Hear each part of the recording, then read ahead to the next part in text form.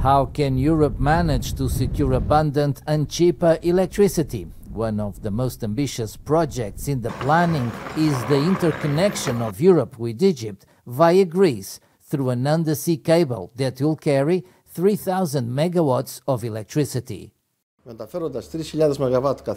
By bringing 3,000 megawatts of clean energy to Europe via Greece, we are helping Europe wean itself of Russia's fossil fuels and natural gas. Also, the green energy we will transport will be much cheaper than today's energy prices. You understand that this will help both Greek and European consumers. The so-called GREGY interconnection is a €3.5 billion project that has been categorized as a project of common interest by the European Union. It will carry clean electricity produced in Egypt through solar or wind parks.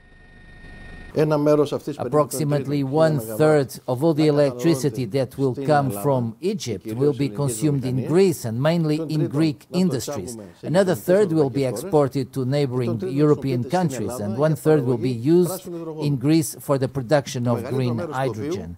The majority of this hydrogen will also be exported to neighboring European countries.